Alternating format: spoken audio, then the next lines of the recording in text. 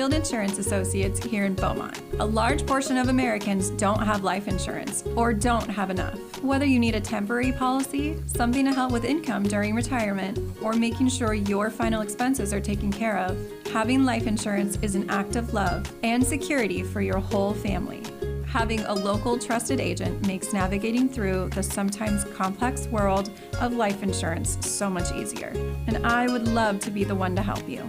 I'm Kaylee Spear. For your free consultation, people are calling 951-769-0005. 951-769-0005.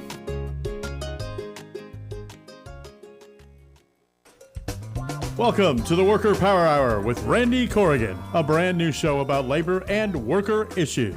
The host of the show is Randy Corrigan, Secretary, Treasurer, and Principal Office and leader of Teamsters 1932, one of the largest public sector labor unions on the West Coast, representing workers in government and non-sworn law enforcement personnel. Randy Corrigan is a 30-year Teamster who first became involved in the labor movement by volunteering his time as an organizer with the Teamsters Union at the age of 21. Since then, he's helped thousands organize, mobilize, and achieve bargaining rights. He accomplished this by spending countless hours with brave men and women all over Southern California, in their living rooms, on the picket line, to bring workers towards victory. This is the Worker Power Hour. And now here's the host of the show, Randy Corrigan.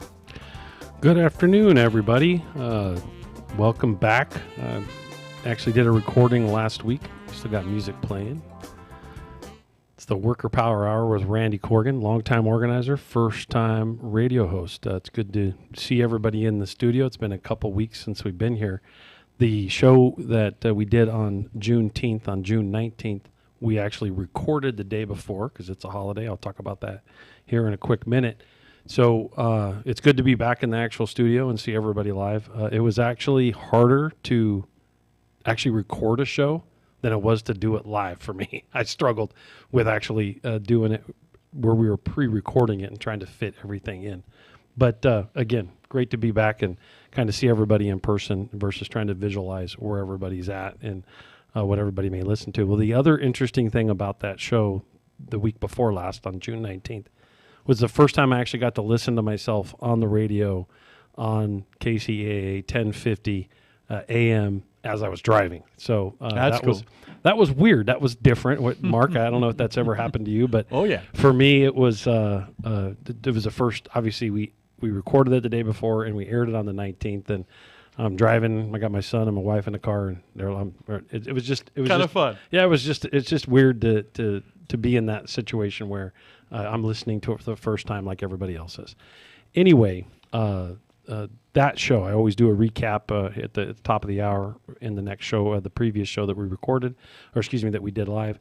And that show focused on Juneteenth. And why is that important? I think it was really important to hear how two black individuals that work here in the Inland Empire referenced what it meant for them to be, that was Levi and Shar, that talked about how important the passing of the holiday Juneteenth was to them culturally, symbolically, and how much it meant, obviously, for something that their culture has still faces to this day, but has been for more than 250 years in America. And, quite frankly, even longer than that when you go to other countries. The point is that the celebration of Juneteenth and what it stands for, there's got to be a lot of education on it because not a lot of people actually understand or realize that national holiday, what it actually stands for, is when the slaves were freed. They actually weren't freed everywhere, and the Union Army had to go into Galveston, Texas, and say, "Hey, guess what? The slaves have been freed for 2 years now, and you cannot do this anymore." And long story short, essentially, it was on June 19th in that year. I think that was 1865. And as a result, there's been celebrations over it for many, many, many years. And the black culture, especially in the South, really celebrated Juneteenth and what it meant.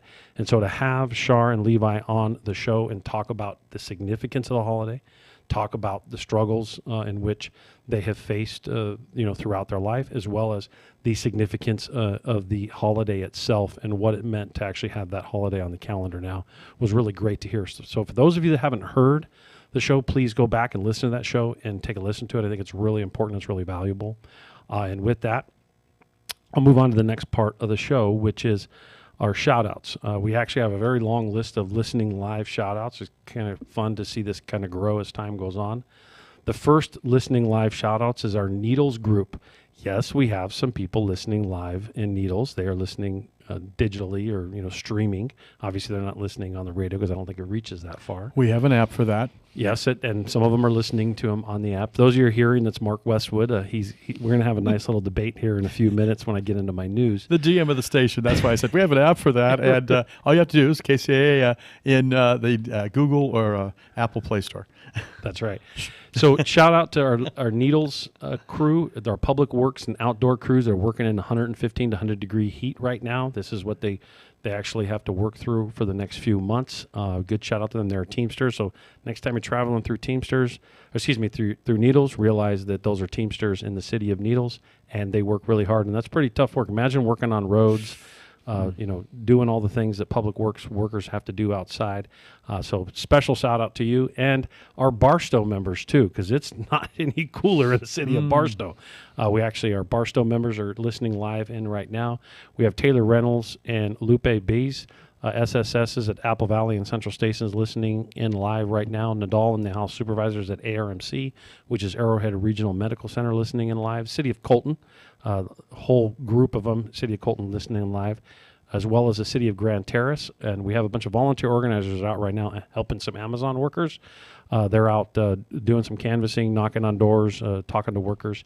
And then Lauren and Andrew in the City of Fontana are listening in live. So thank you all for listening in live. It's actually starting to become a fun part of my show. I like to kind of see it coming in as the day starts up, as I'm asking who's going to be listening live. And then I get a lot of comments, text message, or emails, or I'll bump into people later. And, hey, thanks for mentioning me. So let's keep that up. The next thing is our Teamster jobs. This one's always fun. It's always interesting to educate the general public on all the different cool things Teamsters do. And here's one that's unique for you. Chick-fil-A sauces are made by Teamsters. So next time you go to Chick-fil-A and you order some of that sauce, just know that Teamsters made sure that those sauces were all made good, prepared, healthy, safe to conditions that are up to par. And when you dip it in there, think of a Teamster and, get your nice, tasty little sauces there. It's the only thing that makes those chicken sandwiches good. Yeah, I'm with you on that. I have to put what's the Hawaiian one, or I forget the name of it. There's one that's my the Polynesian sauce. That's really good. The next one, another sauce, is Whataburger. The Whataburger sauce is actually made by Teamsters at Teamsters Local 630. And so not only is it as good as the In-N-Out sauce that we make, obviously, if you're noticing that Teamsters make a lot of production products and production facilities like this. And here's another cool one. It's perfect for the summer, perfect for the 4th of July, fits in absolutely spot on. Igloo coolers. Igloo coolers are made in Houston, Texas, and those are made by Teamsters out of Local 988. So big shout out to Carlos Gonzalez for getting me those Teamster jobs. He got me those jobs still, right? Right, Robert? Yeah, just checking with Robert. I know that we probably may have to start rehashing some of these here pretty soon because we've gone through a whole lot of them, and we'll try to keep them interesting for you every week. Next part of the show is is labor news and stuff that we should really talk about. I got 3 quick stories I want to get into real quick. First, one is UAW claims that the Mercedes did some kind of bribing and promised raises, that they would get raises. That's why the workers at the Mercedes in Alabama voted no. And interestingly enough, I'm not saying this to cry foul. I'm saying what's being exchanged now in the charges that have been filed is that it's actually true that Mercedes had actually promised to do things after the election as part of a process that was already engaged with the workers. They have a worker council with that company, and they had already scheduled increases and scheduled benefits and stuff that was already agreed to between the worker council and the employer. And they had the union election. After the union election was over, the workers decided to vote no. Well, it's good luck to you. If you end up voting no and you want to be on your own, good luck to you. Well, a bunch of the workers got upset afterwards because they voted no, and then Mercedes didn't actually deliver on the promises that they said during the campaign. Shock, shock, shock. For those of you that have been in this, for those of you like me that have been in this business a very long time, this is very normal. And at the end of the day, Mercedes is blaming the union, saying, well, we can't do it because of the union engagement. And it is about as ridiculous as it gets. Again, a typical corporate narrative of big business trying to beat up on unions and make it sound like it's their fault. Just give them the raise. Look, we get it. They voted no. A majority decided to vote no. The way I always look at it is a move on. Just give them the raises in which you said you're going to give them. But these greedy corporations can't help themselves. And here's the ironic thing. Alabama's a right-to-work state, so nobody there is forced to pay union dues. Now, I clearly have done a show on this before. I absolutely disagree with this. We're the only business in America that actually has to do work for free. On that subject, though, with Alabama being a right-to-work state, you workers that voted no, it doesn't really make a lot of sense, because even if you vote yes, it doesn't mean you're obligated to pay union dues. So why would you vote no? Anyway, that's another show. That's another subject for another show. Shame on Mercedes, but also it's a lesson to those workers. Those of you, it was a pretty close vote. Those of you that ended up voting no, now you know why you should have voted yes, because now everything should be bargained, and you should make sure those promises are guaranteed as time goes on. So the next thing I want to talk about is interesting and antagonistic sometimes politically, but I want to talk about the non-political side of this, which is Clarence Thomas has taken aim at trying to eliminate OSHA. And one of the recent dissensions of a rejected case that has gone to the Supreme Court. The reason why this is a labor issue is the Supreme Court has been put in place to do corporate America's bidding. I get there's these other issues that are there, but in the end, this is actually why these individuals have been supported. And when you look at some of the things in which Clarence Thomas has been able to engage in, if I did that as an elected official within the union, I'd be thrown out. I'd actually be terminated, wouldn't be able to take those gifts, or wouldn't be able to go on. I cannot do those types of things. And he turns around and says, you know what? In his opinion, dissenting opinion of it not being, the case not being taken up, that he thinks that they should eliminate OSHA.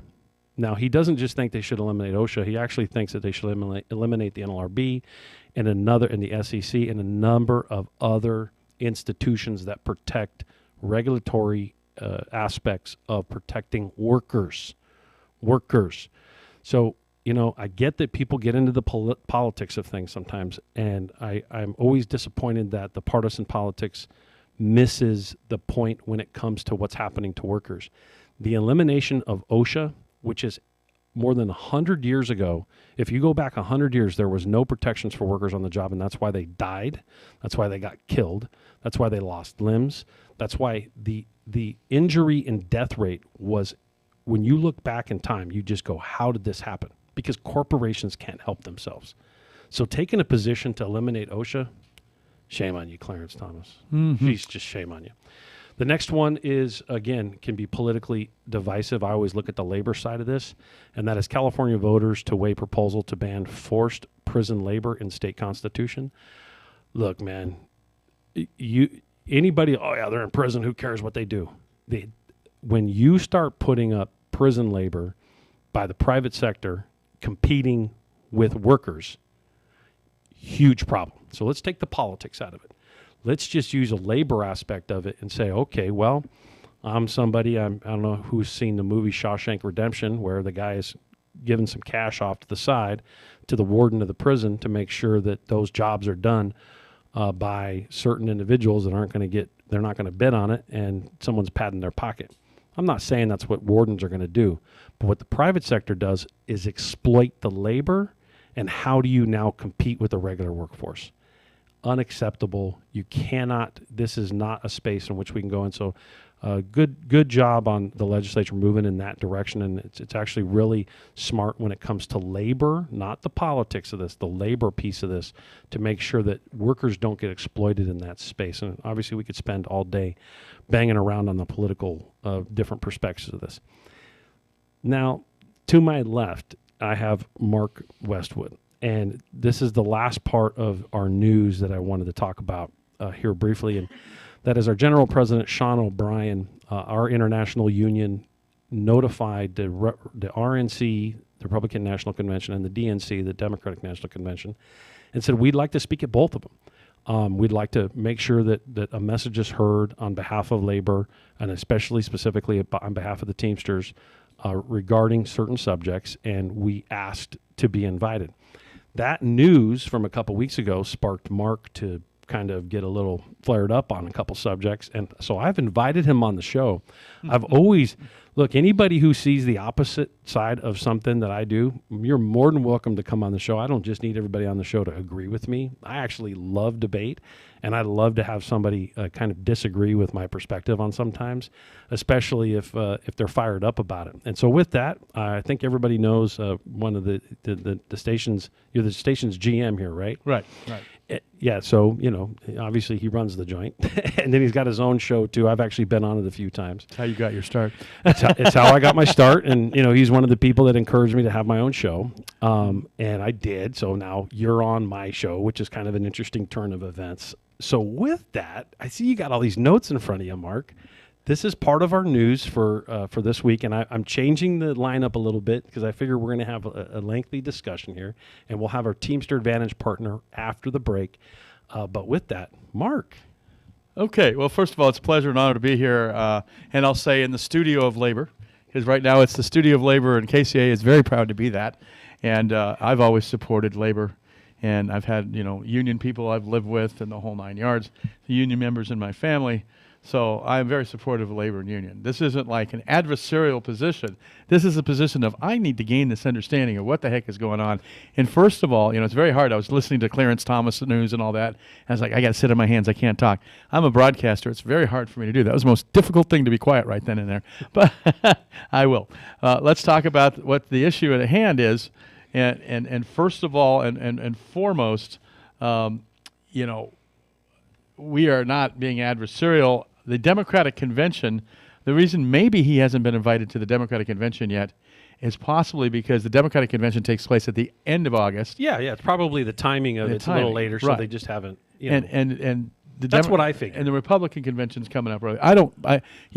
Democrats have been historically. So let's set the stage on the issue. Let's set the stage on the discussion because the Republican National Committee has accepted the invitation. This is the Worker Power Hour with Randy Corrigan, KCEA 106.5 FM, 1050 AM. The stations will leave no listener behind. That's right. The station will leave no listener behind, as Mark reminds us. Let's set the stage on the news. So a few weeks ago, the IBT, the International Brotherhood of Teamsters, sent out the request to both of the Republican National Convention and the Democratic National Convention. Now, the Republican National Convention has actually responded and said, yes, we'd like to have your general president on at the RNC. And so that's what sparked this discussion. And what also sparked this decision is just this very point. I heard it because Trump was already assimilating your endorsement. And correct me if I'm wrong. I love this, yeah. You haven't endorsed Donald Trump no. or anything with the RNC. Right. Maybe you're doing this as an educational thing. Maybe you think you can convince a few people in the auditorium. I disagree with that, but okay. First of all, I can't think of a person who's less worthy of an endorsement by the Teamsters or any labor union than the person whose big motto, his catchphrase, if I said to anybody, you're fired, they think of Donald Trump. Because even at the debate, he said it 8 times. 8 times. You're fired. You're fired. You're fired. He likes to fire people. That is very anti-worker. Where the Democrats, 4% unemployment under Joe Biden, that's got to be pro-labor. That's got to be pro-labor. And so, that you're fired in that. I worked your show and it's the first time I stepped in the studio because we had an illness in our family. First time I'd stepped in the studio in like 7 years, and I had to work your show for the very first time. So it was bumpy and glitchy a little bit. I got through it. And I'm like, oh, thank God, But the fact of the matter is I don't step in the studio very often. I'm the guy that's, running things.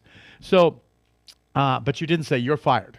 But Trump, if a microphone has a technical glitch on one of his he fires the sound guys. Just right off the bat, he fires them. I don't like that. The Republican Party, under Ronald Reagan, 13,000 air traffic controllers fired.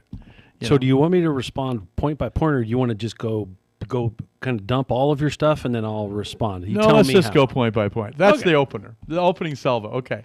So repeat just real quick so I can clearly answer. I think your first point is that you already said it. No one's endorsed anybody yet. Right. So but it could be considered in this world of 2-minute, sound bites. At the end of the day, we can't saying no to going to the RNC and speaking at the RNC would be like me saying no to speaking at the San Bernardino County GOP, which I do regularly. And there's a lot of things that I can agree with everybody in the room on for labor. The political stuff, I can find all kinds of stuff to fight with personally or sometimes politically for the organization. But our goal is to typically try to find common spaces that we can work together on. And so I would first say that no endorsement I will be surprised if the general president and the GEB ends up endorsing Trump. I would be surprised. However, I wouldn't be completely shocked because I've seen, I've learned a lot in my 30-some years of doing this job. But looking at the process in which what we have to go through is, one, we have an obligation to vet all candidates. I'll give you an example. San Bernardino County. We have done tons of work. We just did a press release 2 days ago regarding something we were able to get done with 4 Republicans and 1 Democrat. If I did not work with those Republicans because I'm, perceived as a union guy who only supports Democrats, we wouldn't have been able to get raises for people in the healthcare industry 6 months before they were obligated to do it in January, and instead getting it done in July. And that cooperation and that open door on the GOP side of things here in the Inland Empire allows for dialogue and cooperation to solve problems.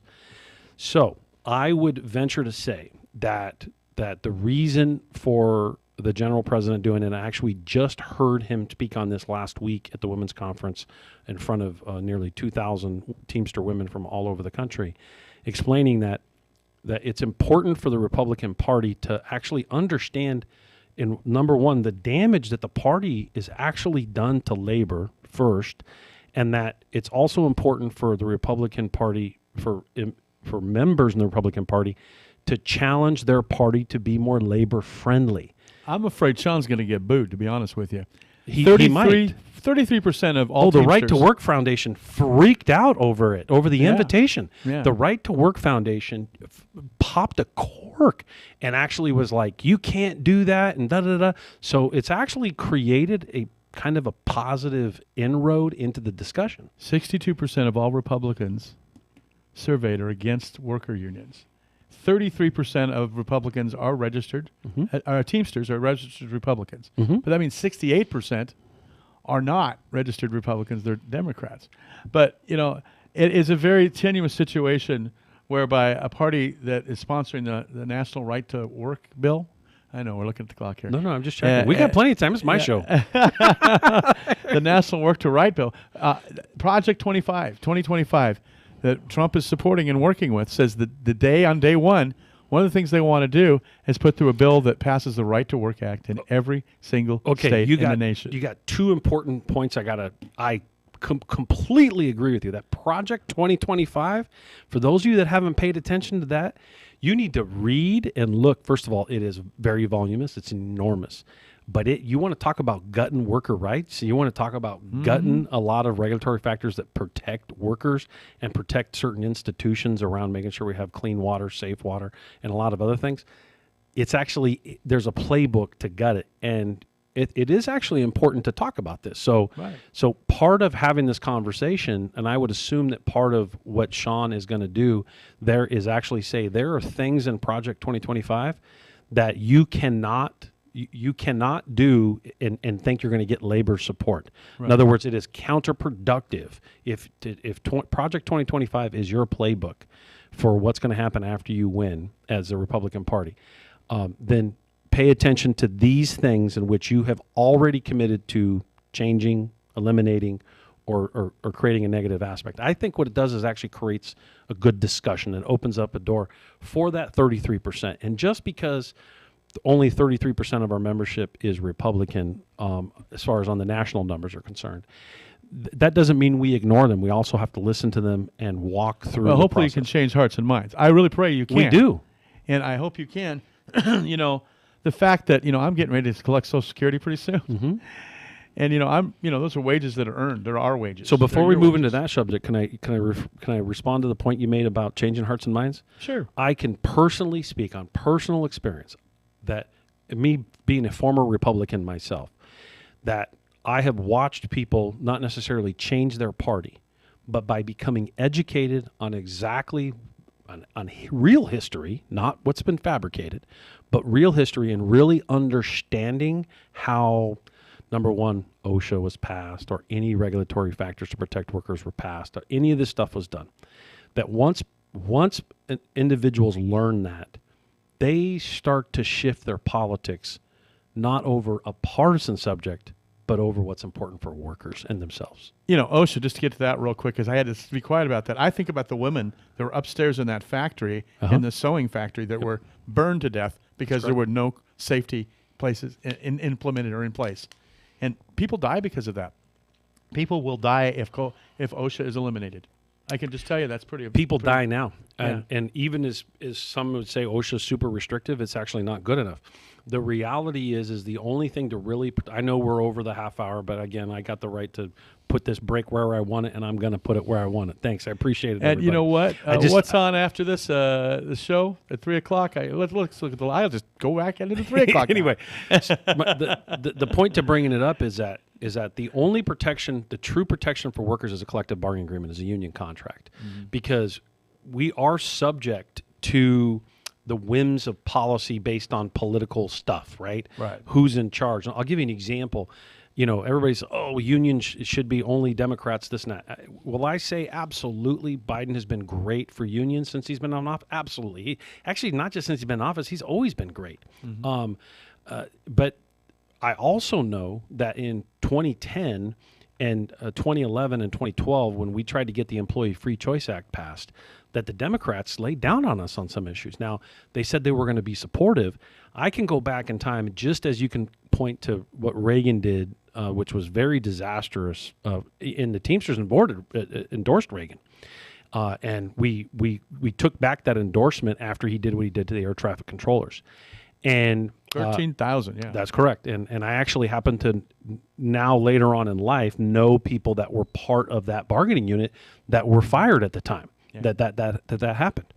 And so my point to this is that even though Reagan did what he did, we can point to some things that Clinton did. I can point to some things that other Democrats have done. And quite frankly, I just want to be straight up, whether they're Republicans or Democrats. The political process has taken workers for granted the last 50 years. That I'm telling you, that is an absolute fact. Because there are opportunists. Never sacrifice the good for the perfect, though. But okay. I understand the point. Believe me, I do, which is why I didn't vote for Trump in 16. The point is that whatever he said he was going to do, and he said he was going to do for labor, we actually know he didn't deliver literally on any of it. Nothing. Mm-hmm. And at the end of the day, we still have an obligation with a certain percentage of our members supporting certain candidates for us to vet all the viable candidates and to also use it as a soundboard. Because what Sean O'Brien did is he sparked a debate now within the Republican Party where the Right to Work Foundation freaked out over him being invited. Because quite frankly, even though you put the percentage at 62% of Republicans openly oppose unions, but I see a number of 38% don't. And if 38% don't, that's a place to start to educate. And a lot of those are our members. And what I think could happen is that the Democratic Party and the Republican Party could do better to support workers and support labor. Absolutely. And small business. Remember, like, we put our money where our mouth is as an organization. We're going to have a Teamster Advantage partner on here in a few minutes. We have built infrastructure to not just help workers and the working class, but we've also done it to support small business because we're all in the same boat. Like, we literally are. But I will tell you, even though sometimes Democrats lay down, and I'm really sorry that happened. That should not happen. You know, I think you get the truth more often from Democrats than you do Republicans. I'm a proud Democrat. I'm a DNC depends on the delegate. subject. Yeah, I'm a DNC delegate, and you know, I'm going to vote for Joe Biden. You know, I know that January 6th, 4 police officers died, 140 were injured, and most of them were unions. Yeah, and January 6th, to me, I don't see how anybody supports Trump over January 6th. You heard me say it right here. Like, Right. I'm disgusted. I remember watching on January 6th and going, they're all going to prison. And this is, I certainly hope nobody condemns this, or nobody says this is okay. This is, you just cannot do this. And to see that get watered down since then is a little troubling. I'll use this as an example. I hope that maybe Sean O'Brien will hear this program, hear me talk about some of these points. Maybe he could even call me up and we'll talk.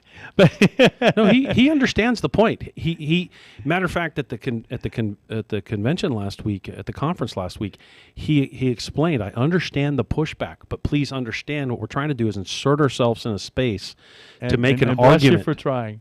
And bless you for trying. I don't think it will be successful, but the one point it may not. But what we're going to do is we're going to put our message in to say this right to work stuff, enough's enough. Stepping on workers, enough is enough, and you got to protect workers in the right way. And if Sean will stand there and say this isn't an outright endorsement of Republicans, or the grifter, the PO 113589 felon, right? This is, we want to get the issues. This is about the issues. We Right. want to talk about the issues.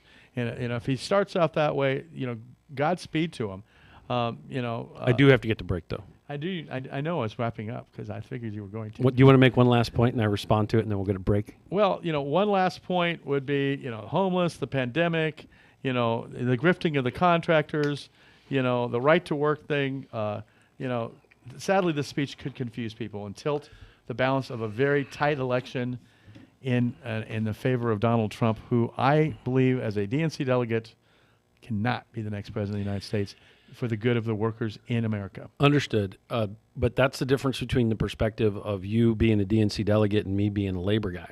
And that my perspective from labor is, even though I may have personal issues that I believe this way or that way, I try to make sure that the interest of the membership is brought forward first, which means there are times that I have to meet with people that turn my stomach because I have an obligation to do my job.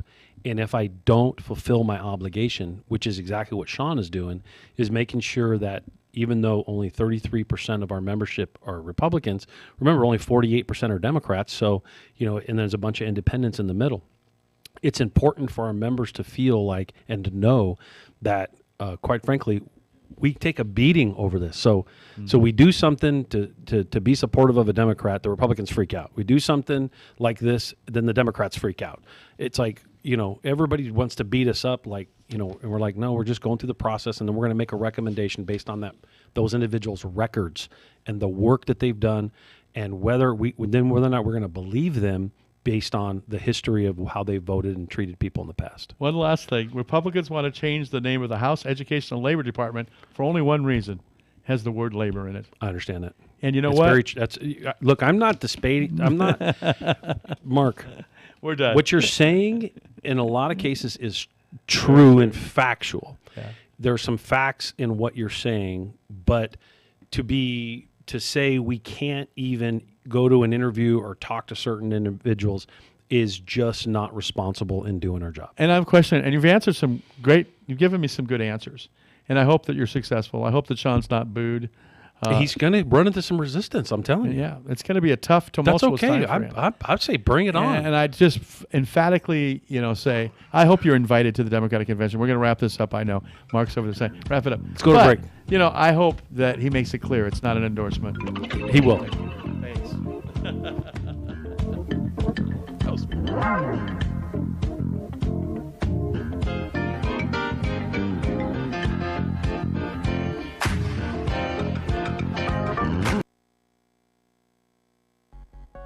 Located in the heart of San Bernardino, California, the Teamsters Local 1932 Training Center is designed to train workers for high-demand, good-paying jobs in various industries throughout the Inland Empire.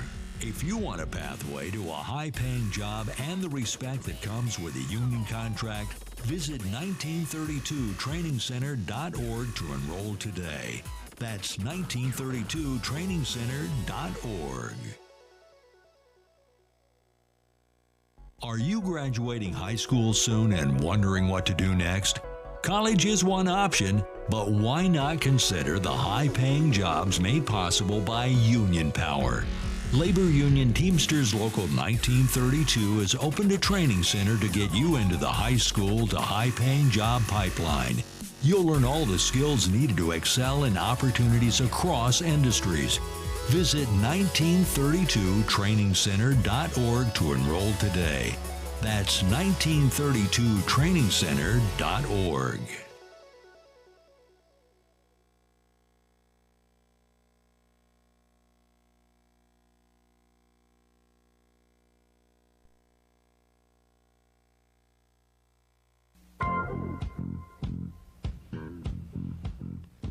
Are we back? All right, we're back with the Worker Power Hour. Randy Corrigan, Worker Power Hour, longtime organizer, first-time radio host. We have Katie and James here from a local speakeasy. Now, this is my favorite part of the show where we do our Teamster Advantage part. Now, just so you all know, we scrambled a little bit at the end because we were all worked up over this nice little debate I had with Mark. I wish, it's funny how time flies by when you're stabbing back at each other. It's kind of fun.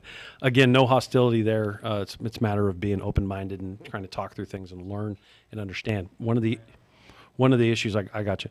One of the issues I think that we fail at in today's day is that we form an opinion and then we look for the information to seek the opinion or to support the opinion versus seeking information to be more educated and sometimes change our mind. I can think of 4 or 5 things off the top of my head in the last 30 years that I have flip-flopped like a fish on a boat that's out of the water multiple times simply because the more I learned, I actually changed my position because I just became more absorbed with it. Anyway, it was fun to have that discussion. Maybe we'll have a lively discussion like that more in the future. I'll recap it at the end of the show. But my favorite part of the show is our Teamster Advantage partner that's on. We have our Teamster Advantage network is more than 1,000 small businesses throughout the Inland Empire. We really enjoy promoting small businesses. We realize it's part of the working class. And if we can all work together and help each other out, guess what? It's going to be a much better community to work in. So, Katie, James, why don't you tell us about your new business you have in town in Redlands? Absolutely. So we are Speakeasy on State Event Venue, not to be confused with the State, which is a restaurant, not to be confused with the Speakeasy that's around the corner that is a true speakeasy. We are an event venue, and we've been around since 2016. And actually, Jason and I just purchased the business in April of 2024 from previous owners. When we purchased the business, of course, we were excited to be owners of an event venue. You know, that's been kind of like our history, our passion. For our local church, we do a lot of events and decorating and hosting and that sort of thing. And so this has kind of been a dream come true for us. And I can tell you guys are smiling ear to ear the whole time you've been here. It's great. I love it. To me, it's been an amazing experience, and thank you so much for having us. Yeah. I've learned sitting over there listening to you guys talk. Amazing to hear the different views and kind of commenting on what you said earlier. I think that is one of the most important things is even though we do have opposing views, being able to sit down and discuss and find out the different things because listen to each other. In today's society, people want, if you have an opposing view, there's so much anger and so much opposition. It's like, educate me, let me understand your side because I may not be familiar with that. Yeah. So having that conversation. But we'll have to do it in the speakeasy. Yes. Absolutely. So, and that's a little bit. So what's a speakeasy for people who don't know? I know what it is, but what is, describe what a speakeasy is. It sounds so underground. It is. It really is. So actually in the early 1900s, the building that we have was used as a speakeasy. Oh, really? Okay. It really was. And a speakeasy is like a hidden bar. So people could go up. In the city's eyes, it was listed as a hall. or the VFW actually owned the building for a while, used it as a hall, but they served beer, wine during Prohibition. You can have your own rules. Yes. Yep. Yeah. So during Prohibition, people would go in to drink on one of our doors that leads into the ballroom. We still have the two peepholes, the peephole and the gun hole. So that is still there from the early 1920s. Do you know if anybody got shot through the gun hole? You know, with all the history that is in that building, there's got to be some secrets. There's got to be a federal agent somewhere up there in the attic. A body somewhere. is somewhere. That's funny. Yeah. So it was used as a speakeasy, and we've learned a lot of history about the building. We found out that the kitchen was actually used as the armory. We found out that there was a trap door towards the back of the ballroom. Now it's just a beautiful facility that history has been preserved. We still have the original chandeliers. We still have the original hardwood floors from the late 1800s, early 1900s. And so I'm assuming you entertain groups and do some group functions and stuff like that. Yes. So like what? Give me an So example. our big one is weddings. Of course, we do weddings. We can hold up to 200 people. Oh boy, in that's the a venue. good sized room. Yeah, it's 4,000 square feet. We have 2 separate rooms. We do ceremony and reception. We also do corporate parties. The way that we actually even got involved with Teamsters was we were hosting the firemen for the Fireman Car Show that happens down in downtown Redlands, and a couple of the guys from Teamsters came up and talked to us. Probably James Estrada. It was James Estrada. He was one of them, and he was asking us about it and if we wanted to join. And our biggest thing with this business is giving back to the community. Yeah. How can we help the community? And this just seemed like the perfect avenue for it. Absolutely, and that's what our Teamster Advantage program is all about: is figuring out a way to connect with the community in a holistic way, and trying to keep the money recirculating through the local economy. Yeah. And so really appreciate what you do there. I know you guys have only had the business a short time, but you got a funny story or anything crazy happen already? So did you open up a wall and find some money in it or drugs? Not yet. We're waiting for that day. I think I probably have one of the funniest stories at this point. There's been a lot of things that's happened, but in regards to it being funny. So with us talking to the various vendors and the owner of the building, there has been numerous stories circulating about ghosts being in the building. Oh, nice. And so I believe in ghosts. And so like there's there's been sightings of, the owner walked in and he said, I could clearly see ghosts in the ceiling area. And then, he relayed stories about, there was a worker here who was doing some work and inexplicably his toolbox just fell down the stairs and just various things. And so you kind of have this picture of what could be in the building. And so one day I was delivering some linens in preparation to set up. And so I walked up with an armful of linens, walked into the main ballroom area, and I heard someone walk across our floor. Nice. And so I have my hands full. With one hand, I just slap the light switches are push button. And so with one hand, I just hit the lights and turn everything on. Nothing's there. So I put down the linens and I go downstairs for the next arm load, come up, and I hear voices and I hear a banging sound happening at the back of the room.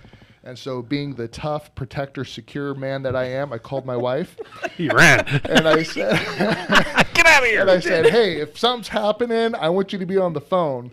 Are you planning on anyone being here? And so with her on the phone, I walked to the back of the building. Well, we have a fire escape at the back of the building. Some painters had thrown a rope up, dropped down the fire escape stairs, and were working on painting the outside door, repainting it. And so, what was a potential scare, just we laugh about it now. Gotcha. So does the speakeasy open during the week for people to come in at night? And what are the hours Monday through Friday, or I guess Sunday through Saturday? Yeah, so we are technically by appointment only for people to come in, but we are down there all the time. So you can knock on the door and set an appointment in an hour. Exactly. Or 20 minutes. Yes, or we're 5. literally like 20 minutes away. People have called us and said, hey, we're standing here. Can you come give us a tour? And we will be on our way. So it says by appointment only, but you call us and we're going to be there, and you can come in and tour the venue. Great. So I got to wrap up. As you witnessed, our argument went a little longer than it should have at the other side. So with that, this is Randy Corrigan, the Worker Power Hour, KCAA 106.5 FM, 1050 AM. Anything you want to close on before we wrap up this portion of the show? I think one of the things we wanted to mention is the discounts that we do give to the team members. If show us your card, and we will throw in a photo booth and your choice of linens, and that adds up to about $1,000, maybe 10 to 12% of the total purchase. So we're going to have you back on the show in about a year because I want to hear all the wedding stories. Yeah. Oh, yes. Weddings always have great stories attributed to them. Absolutely. We already have some stories, but we're trying to be careful, you know? Yes. Trying to keep it clean. Absolutely. Next year we won't care. We'll just say everything. Right. Katie, anything you want to close on? Yeah, we just are so excited to be a part of this group. And, our biggest thing, again, to repeat, is giving back to the community and thanking the Redlands community for welcoming us so warmly. I can't even explain how much we feel a part already. Great. Well, thanks for coming on. Really appreciate you participating in the Teamster Advantage program. And, it's something I'm very proud of as one of the things that I always wanted to build. And to see it as big as it is and as many groups connected to it, it's a lot of fun. And to see small businesses benefiting from it, as well as giving discounts to our members and recognizing how important Teamsters and unions really are for a local local economy. Again, we appreciate you coming on. So with that, I'm not going to go to break. I'm just going to go right into the next show. Next part of the show. We have a caller calling in. And so what I'm going to do is I'm actually going to turn your mics off here. Give us a quick second. And then I'm going to try to get you to quietly bow out and go across the screen here. I'm a long-time organizer, first-time radio host, so my rookie status allows me to kind of fumble and make these mistakes. So, again, Katie, James, thanks for coming on. Really appreciate you sharing your story, and I can't wait to get you on next year and hear some of those wedding stories. With that, I think we have a caller. Isn't that right, Robert? Bryant, are you on the line? I am. Hello. Good to hear from you. It's been a while since I've talked to you. But with that, why don't you introduce yourself and tell us who you are and what you're calling in for? Yes, my name is Bryant Klein. I live in Lancaster, Palmdale, but I live in Lancaster, California, and I worked at the Amazon building called Dax 8 in Palmdale, California. Due to adverse working conditions and things like that, last year, our DSP, our group of drivers, joined with the Teamsters, and our boss recognized the union. And we have been trying to get Amazon to recognize our contract since then. Unfortunately, Amazon removed many of our routes over some time after that, and once our routes were low, we've been striking at various locations across Southern California, as well as educating drivers across Southern California, whether that be Riverside, Los Angeles, Orange County, including New York and Chicago and a number of other cities. You guys went. You extended your picket. Yes, right? as well. Me specifically, I've been to Chicago and Boston. Oh yeah, that's right. We were in Boston together. Yes, that is correct. And other members of our group have been to other locations all across the United States, and some even traveling overseas. Yep. So you see workers at Amazon that, just like you, doing very similar things across the country. Matter of fact, Skokie, Illinois, just walked off the job last week, correct? You've seen that, right? Yeah, I did see that. It was amazing. And then what are your thoughts on ALU and JFK and KCVG and all the other locations coming under the Teamster banner as well? What are your thoughts? I'm extremely excited to hear that. I think it's going to take a combination of the warehouse workers and the drivers that work for Amazon to kind of be together as a unit so that we have greater worker power moving forward into the future as we try to fight against Amazon and the way they treat the labor that works for them. So, Brian, so that you know, last week I was in Puerto Rico at a conference, and we spoke about Amazon, and we obviously talked about what's been going on the last couple years, and we obviously talked about what you guys did in Palmdale.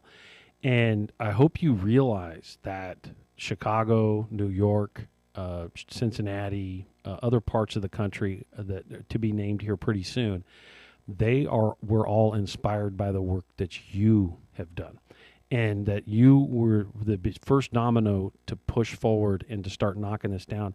And I think you said it very clearly earlier that the goal is to hold Amazon accountable, that their business model of having these DSPs and these subcontractors is actually them dumping their responsibility, and Amazon is really the employer. Matter of fact, you had a famous quote of saying, there's a smile on my vest, there's a smile on my van, but there isn't a smile on my paycheck. Yeah, that is very correct. Yeah, everything we do has Amazon all over it, except when that check comes at the end of the week, that smile is not on that check.